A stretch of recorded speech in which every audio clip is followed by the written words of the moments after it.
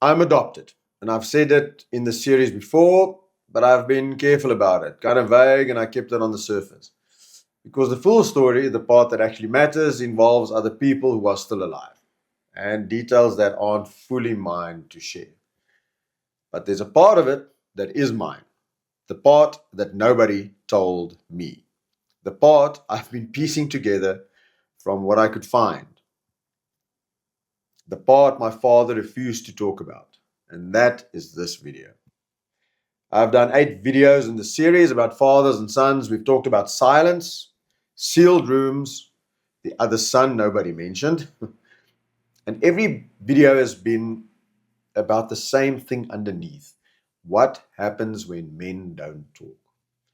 This one is personal in a different way because this one is about me not knowing where I came from. I was adopted young. My parents, the ones who raised me, gave me everything they could.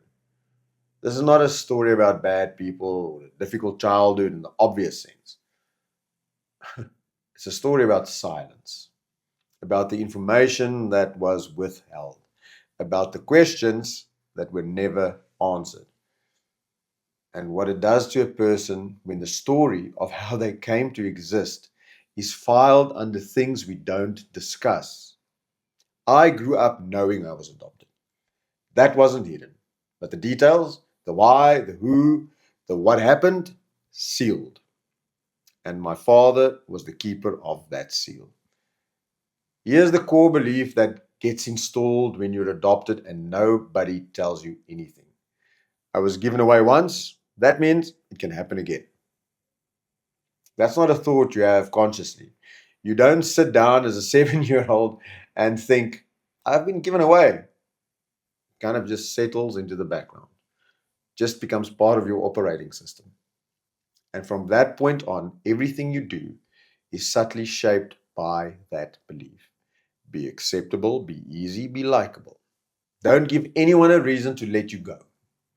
I've spent decades speculating about the why, about the who, about what the real story is. And here's what I know about speculation: it's not neutral. The longer you have no information, the darker the story gets because your brain doesn't leave gaps, it fills them. And what it fills them with is usually the worst version of the truth. And I'm not going to tell you what I speculated, some of it is private, and some of it is most likely wrong. But I'll tell you this: the speculation cost me. It shaped how I saw myself, how I showed up in relationships, how I loved, and how I left. All of it is shaped by a story I invented to fill a gap my father chose to close. And then something happened, something I've not really spoken about in public. I was dating someone, hoping to get married, and she fell pregnant with twins. I just thought, well, it's a little bit early, but you know what? We are building something, so why not? She made a different decision. And I'm not here to judge that. I understand her body, her choice, and I have no anger about it. But I want to be honest about what it did to me. Because here's what a man who was already adopted hears in that moment: you don't get to keep the people who are supposed to be yours again. I was given away as a child, and now the children I wanted were being taken before they arrived. 2 moments, same wound. You don't belong. And the people who are supposed to belong to you, they don't stay either. That belief didn't just survive, it found new evidence and it got stronger.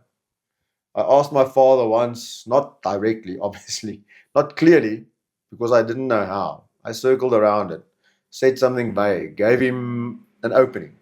He closed it, not unkindly, just closed it, changed the subject, and moved on. And I let him, because that's what we did. That's the agreement we had. Don't go anywhere uncomfortable. Keep it surface and keep it safe. And I walked away from that conversation, carrying the same unanswered question I walked in with. Here's what I want to say about the people who withheld information. I don't think they were malicious. I think they believed they were protecting me. that some things are better left unknown, that the details would only complicate things, that silence is a form of care. But here's what silence actually does: it doesn't protect the person, it just leaves them alone with whatever they invent. And what they invent is usually harder to carry than the truth would have been. Tell people the truth, even if it's uncomfortable, even if you're not sure if it will land. The sealed rooms cost more than the open ones, every time. I found some things out after my father died, during the paperwork, during the same process, that revealed he had another son. I'm not going to go and share all of that again, but I'll say this. Some of what I found confirmed things I had suspected. And some of it surprised me, and some of it explained a lot of things about myself that I never understood. That's what the truth does, even late, even incomplete, even found in paperwork instead of in a real conversation. It gives you something to stand on, something real, instead of the story you are inventing. If you're a parent and there are things in your history you haven't told your children, I want to ask you something. No pressure. Not to tell you what to do. I mean, who am I? Just consider what story they are inventing right now to fill the gaps that you have left, because they are filling them. Every child does.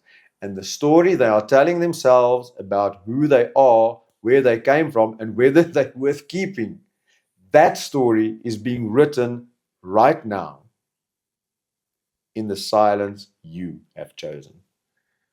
The last video in this series is about the father wound, the one nobody talks about.